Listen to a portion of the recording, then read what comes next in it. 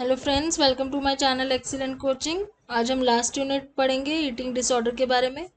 और इसमें हमने दो तीन तरह के ईटिंग डिसऑर्डर्स पढ़ने हैं। एक एनोरेक्सिया नर्वोसा, बुलिमिया नर्वोसा और बिंज ईटिंग।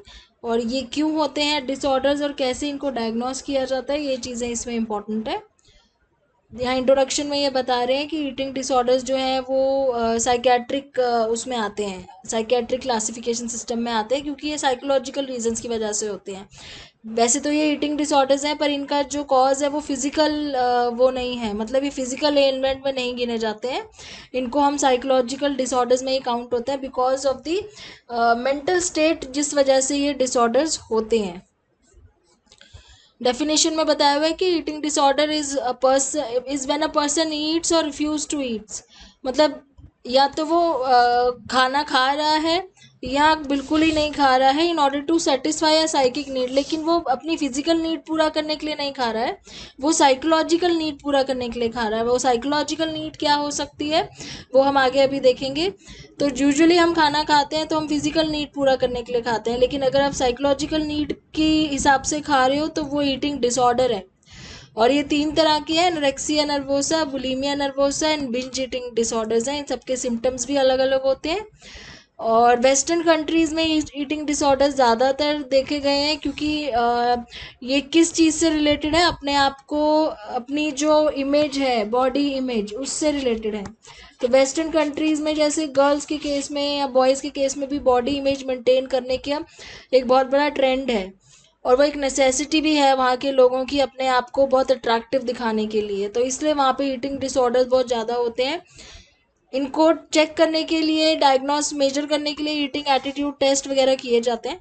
कल्चर के ऊपर बहुत ज़्यादा डिपेंड करता है कि आपको ईटिंग डिसऑर्डर है या नहीं है, आपके कल्चर में किस तरह के फैक्टर्स हैं जिसको एक्सेप्ट किए जाते हैं, किस तरह की ट्रेंड्स चलते हैं आपके कल्चर में, किस तरह की बॉडी इमेजेस को एक्सेप्ट किया जाता है।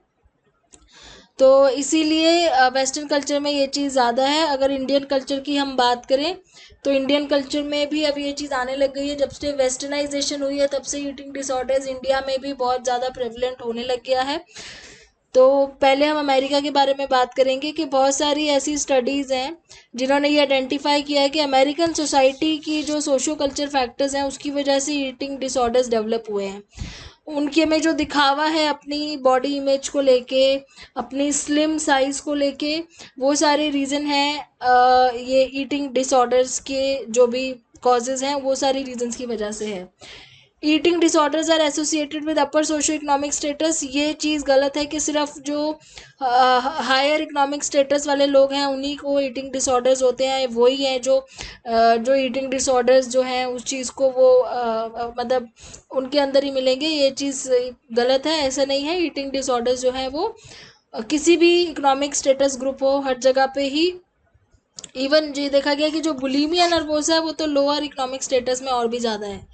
अब अगर अपनी कंट्री की बात करें तो जैसे यहाँ पे बोल रहे हैं कि नॉन वेस्टर्न कंट्रीज़ हैं, जो जैसे एशियन कंट्रीज़ हो गई, नॉन वेस्टर्न में जो आती हैं, वहाँ पे तो प्लम्पनेस को ज़्यादा अट्रैक्टिव माना जाता है, ज़्यादा डिज़ायरेबल माना जाता है। प्लम्पनेस यानी थोड़ा सा चबीनेस को, और थोड़ा सा जो लेडी थोड़ी सी प्लम्प होते हैं, चबी होते हैं, उनको ज़्यादा फर्टाइल, ज़्यादा प्रॉस्परस माना जाता है। तो इसलिए वहाँ पे ये ईटिंग डिसऑर्डर्स इतने नहीं होते हैं। इंडिया में भी हमारे इसी तरह का कुछ कल्चर है जहाँ पे ईटिंग डिसऑर्डर्स नहीं, पहले नहीं होते थे जब तक वेस्टर्नाइजेशन नहीं हुई थी। और वेस्टर्नाइजेशन आने के बाद से जो फियर ऑफ फैटनेस आ गया है कि मोटा ना हो जाएं, डिज़ायर टू बी थिन, तब से ये एनोरेक्सिया जैसी प्रॉब्लम्स जो हैं एशियन कंट्रीज़ में भी दिखने लग गई हैं। तो इसलिए इसको कल्चर बाउंड सिंड्रोम बोला गया है, क्योंकि कल्चर में अगर वो चीज़ है तो ये डिसऑर्डर्स होंगे, नहीं है अगर वो चीज़ तो नहीं होंगे। अब फाइनली इंडिया पे आ गए हैं तो यहाँ पे कह रहे हैं कि 60% लोग तो वैसे ही देखा गया है कि मेल नरिश्ड हैं। इतने सारे गवर्नमेंट न्यूट्रिशनल प्रोग्राम्स बनाती है ताकि इंडियन वुमेन को जो है नरिशमेंट दे पाए, न्यूट्रिशन प्रोवाइड करा पाए। लेकिन एक दूसरी साइड देखी जाए तो बहुत सारे केसेस ऐसे भी हैं जहाँ पे लोगों ने जानबूझ के खाना बंद कर दिया ताकि वो स्लिम हो जाएं, वो भूखे रहते हैं, जिसको हम एनोरेक्सिया नर्वोसा बोलते हैं। तो जानबूझ के खाना ना खाने की कंडीशन को बोला जाता है एनोरेक्सिया नर्वोसा। तो ये आजकल टीनेजर्स में बहुत ज़्यादा है। जो ऑब्सेशन है अपनी फिजिकल अपीयरेंस को लेके कॉलेज गोइंग क्राउड में बहुत ज़्यादा होती जा रही है 12 से 25 साल के बीच में। एक तरफ वो फास्ट फूड खाते हैं, जो वेस्टर्नाइजेशन की वजह से जो फास्ट फूड आ गया है, और वो फास्ट फूड ही उनको जो उनकी जो वेट है उसको बढ़ने में उसी का कंट्रीब्यूशन होता है, और फिर उस वेट को रोकने के लिए, बढ़ने से या उस वेट को लूज़ करने के लिए ये खाना खाना बंद कर देते हैं। तो डाइटिंग पिल्स लेते हैं, फैट बर्नर्स यूज़ करते हैं, फास्टिंग करते हैं, सेल्फ इंड्यूस वॉमिटिंग। बुलीमिया में तो ये क्या करते हैं कि वॉमिटिंग करते हैं, जानबूझ के इस तरह की करते हैं चीज़ें जिससे वॉमिट हो जाए। तो फिर वो क्या करा जाता है, जो खाया है उस चीज़ को बाहर निकाला जाता है ताकि वेट ना बढ़े। तो ये डिसऑर्डर्स हो जाते हैं फिर। तो ये सब क्यों हो रहा है? क्योंकि वेस्टर्नाइजेशन हो रही है। वेस्टर्न कंट्री में जैसे अपनी बॉडी इमेज को लेके बहुत कॉन्शियस है लोग, वो चीज़ यहाँ पे भी आती जा रही है। सब लोग अपने आइडियल, जैसे सेलिब्रिटीज़ वगैरह को आइडियल मानते हैं, तो उनकी तरह आइडियल बॉडी इमेज बनाने की भी कोशिश करते हैं। तो खासकर जो मेजर सिटीज़ हैं, दिल्ली, मुंबई, कोलकाता, बैंगलोर, चेन्नई, इन सब में तो ये चीज़ें ज़्यादा ही देखी गई हैं।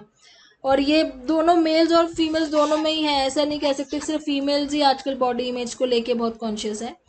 और इसमें ये भी देखा गया है कि female suffer from eating disorder and psychological problem भी हो जाती है। अब ये जो ईटिंग डिसऑर्डर है, इससे सिर्फ ऐसे नहीं है कि आपका वेट लूज़ हो रहा है।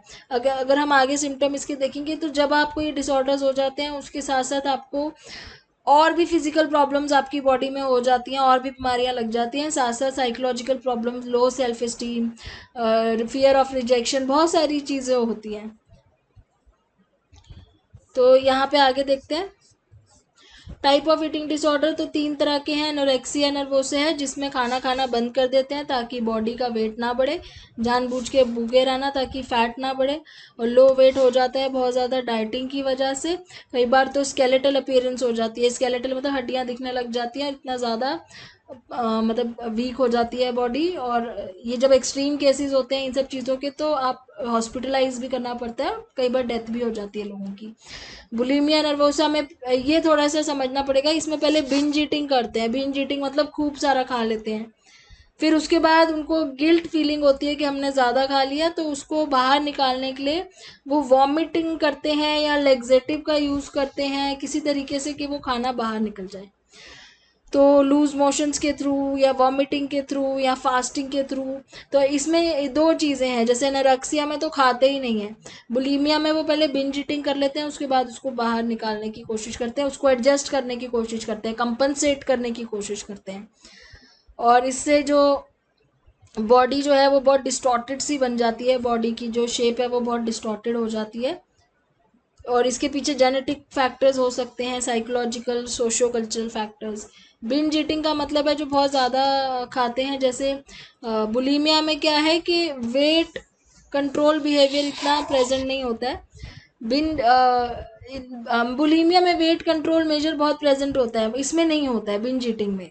बुलीमिया में तो बाद में वो फास्टिंग वगैरह करते हैं वेट कंट्रोल, बिंज ईटिंग में नहीं करते हैं। So decreasing weight goal, increasing criticism of the body, increasing social isolation, disruption, में ये सारी प्रॉब्लम्स होने लग जाती है बिंज ईटिंग के बाद। तो इसमें क्या है, parents are largely responsible for shaping child's body में। जब जब दूसरों से बच्चा सुनता है कि भाई उसकी बॉडी इमेज, उसकी बॉडी कितनी स्लिम है, कितनी अच्छी है, उसकी पर्सनालिटी कितनी अच्छी है, तो वो सारी जब बातें घर में भी होती हैं, कहीं ना कहीं पेरेंट भी रिस्पॉन्सिबल हो जाते हैं। तो ये डिसऑर्डर्स शुरू हो जाते हैं बच्चों के अंदर।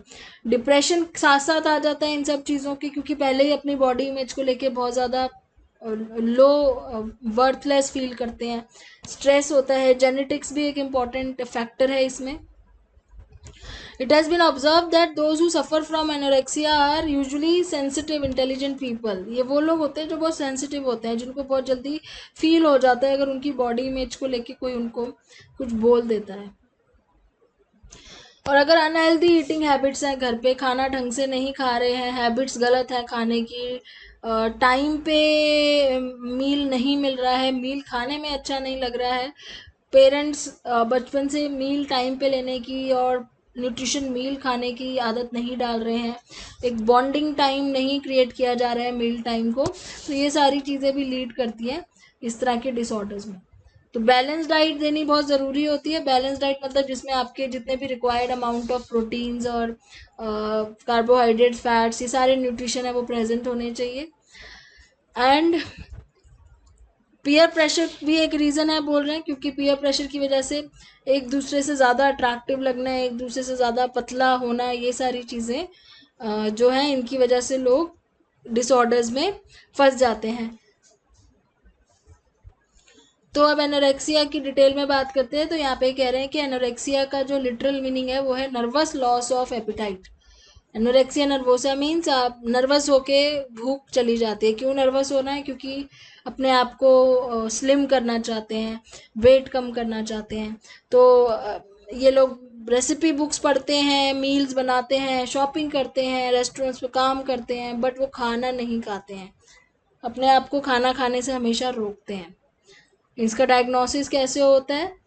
अगर उनका 85% एक्सपेक्टेड वेट से कम है, जो उस एज में और उस हाइट में जो वेट होना चाहिए उससे 85% अगर कम है, तो ये एक क्राइटेरिया है। तो जो लोग उस पर्टिकुलर वेट से ज़्यादा वेट अपना बढ़ने नहीं देते हैं, नॉर्मल जो होना चाहिए, एक intense fear of gaining weight हो जाता है, डरने से मतलब फैट होने से बहुत डरते हैं। अंडर वेट होने के बाद भी बॉडी की शेप अजीब सी डिस्टॉर्टेड सी हो जाती है, सेल्फ एस्टीम बहुत लो होता है, और मेंस्ट्रुएशन प्रॉब्लम्स होनी शुरू हो जाती हैं। Absence of 3 consecutive menstrual cycles, अगर 3 बार मेंस्ट्रुअल साइकिल लगातार ना आए तो भी ये बहुत बड़ा क्राइटेरिया है इसको डायग्नोस करने का। 2 टाइप्स भी हैं इसमें। The restricting type in which main focus is on restricting, तो एक हो गया रिस्ट्रिक्टिंग टाइप जिसमें वो खाना खा ही नहीं रहे हैं। एक हो गया बिंज ईटिंग और पर्जिंग टाइप, जिसमें बिंज ईटिंग करते हैं, लास्ट में वॉमिट करके या लैक्सेटिव्स का यूज़ करके उसको निकाल देते हैं। तो ये मोस्टली फीमेल्स में है, पर मेल्स में भी ये मिलता है, और एज ग्रुप वही टीन एज ग्रुप से ज़्यादातर ये शुरू होता है, क्योंकि उसी टाइम पे अपनी जो बॉडी इमेज और अपनी अट्रैक्टिव इमेज बनाने की, आइडेंटिटी वगैरह की जो चीज़ें हैं वो माइंड में आती हैं। बुलीमिया में क्या है? Sporadic episodes of compulsive, suddenly बहुत ज़्यादा खाने का मन करता है। कार्बोहाइड्रेट रिच फूड, मतलब अनकंट्रोलेबली खाते हैं, मतलब they can eat lot of cookies, a whole pizza, tub of ice cream, ये सारी चीज़ें वो आराम से खा सकते हैं। फिर उनको स्टमक पेन होता है, उसके बाद वो पर्जिंग करते हैं। पर्जिंग का मतलब होता है खाना बाहर निकाल देना, आइदर सेल्फ इंड्यूस वॉमिटिंग करके या डेफिकेट करके लैक्सेटिव का यूज़ करते हैं। तो तो ये बहुत ज़्यादा इसमें कुछ ऐसी चीज़ें भी हैं जो आपको एबनॉर्मल लगेंगी। जैसे लोग डिफरेंट कलर का फूड, ये लोग कोशिश करते हैं कि अलग अलग कलर मार्क करके फूड खाएं, ताकि जब वो उसको थ्रो करें, मतलब वॉमिट करें, थ्रो अप करें, तो उनको पता चल जाए कि उन्होंने जो भी खाया था वो सारा बाहर आ गया है। तो दिस इज़ वेरी ऑड, क्योंकि वो इतना ज़्यादा खाने के बाद पूरा उनका इस चीज़ पे फोकस होता है कि सारा खाना बाहर आ जाए। इसका डायग्नोस्टिक क्राइटेरिया क्या है? अपनी भूख से ज़्यादा खा लेना, उसके बाद उसको निकाल देना, मतलब एक ही टाइम पे खूब सारा बिंज ईटिंग खा लेना, बहुत सारा खा लेना एक ही टाइम पे, बहुत सारा, भूख से भी ज़्यादा, अपने कैपेसिटी से भी ज़्यादा। अपनी ईटिंग पे कंट्रोल ना कर पाना, ओवर ईटिंग पे कंट्रोल ना कर पाना। फिर उसको कंपनसेट करने के लिए वॉमिटिंग करना, लैक्सेटिव यूज़ करना, फास्टिंग करना, बहुत एक्सेसिव एक्सरसाइज करने लग जाना। बिंज ईटिंग और जो कंपनसेटरी बिहेवियर हैं ये बार बार होते हैं, एक के बाद एक के बाद एक, twice a week for at least 3 month period. 3 महीने से वो ऐसे ही कर रहा है, एक बार खा रहा है फिर खाना निकाल रहे हैं, फिर खा रहे हैं, फिर एक्सरसाइज करके खाने फैट लूज कर रहे हैं, तो खाने रोक नहीं पा रहे हैं अपने आप को खाने से। और तो बॉडी वेट इन्फ्लुएंस होता है, बॉडी की शेप खराब होती है। 2 टाइप्स ऑफ बुलीमिया क्या है? एक तो पर्जिंग टाइप है जिसमें वॉमिटिंग और लेक्सेटिव लेते हैं, और एक नॉन पर्जिंग टाइप है जिसमें फास्टिंग और एक्सरसाइज करते हैं। तो या तो खाना बॉडी से बाहर निकाल के या फैट बाहर निकाल के, तो बहुत एक्सेसिव फास्टिंग या एक्सेसिव एक्सरसाइज। अब इसका इम्पैक्ट क्या होता है बॉडी पे कि पफी चीक्स हो जाते हैं जैसे चिपमंक टाइप के, वॉमिटिंग की वजह से वो थायराइड ग्लैंड, पैराथायराइड ग्लैंड जो है वो स्वेलिंग हो जाती है, लोअर जॉ में स्वेलिंग हो जाती है, इनैमल डीके हो जाता है, क्योंकि जब आप वॉमिट करते हो तो आपके पेट से वो एसिड बार बार आता है बाहर, तो इनैमल डीके हो जाता है। Little calluses on the back of their hands, क्योंकि वो अपने अपर टीथ को बार बार रब करते हैं तो उनके हाथों की स्किन निकली होती है। अब क्यों करते हैं वो रबिंग अंदर अपने माउथ में, ताकि उनको उल्टी आ जाए, वॉमिट आ जाए, तो अपने मुंह में वो जो उंगली से वो रबिंग करते हैं तो उनकी जो स्किन निकल जाती है।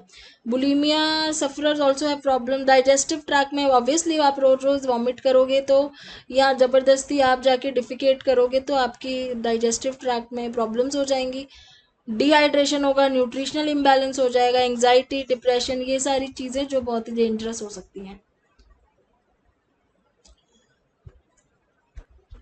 अब इसके ट्रिगर्स क्या होते हैं? स्ट्रेसफुल सिचुएशंस, अपसेटिंग थॉट्स, कोई गिल्ट है अगर किसी चीज़ के बारे में, सोशली आइसोलेटेड है, रिस्पॉन्सिबिलिटी के बारे में ज़्यादा टेंशन है, या फ्यूचर के बारे में, या बोर्डम हो सकती है। तो जैसे हमने सुना है कि कई लोग परेशान होते हैं तो वो ज़्यादा खाते हैं, तो वो सारे कॉजेज़ भी हो सकते हैं। इन जनरल क्या कॉजेज़ हैं सारे ईटिंग डिसऑर्डर के? बायोलॉजिकल थ्योरीज ये कह रही हैं कि हाइपोथैलेमस में अगर डैमेज है, क्योंकि वो जो हमारी भूख को जो हमें फील करवाता है कि हमें पेट भर गया है हमारा, उसमें हाइपोथैलेमस का भी बहुत बड़ा रोल होता है। हमारा ब्रेन में जो ये पार्ट है हाइपोथैलेमस, ये हमें बैलेंस और बॉडीली फंक्शन को कंट्रोल करना सिखाता है।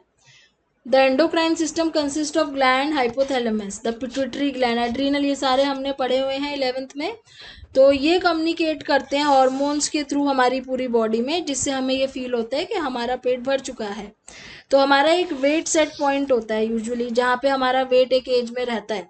जैसे आपको पता है कि आपका इस एज में यूजुअली वेट इतना ही रहता है, चाहे आप ज़्यादा भी खा लो, उससे एक पॉइंट ऊपर नीचे होता रहता है।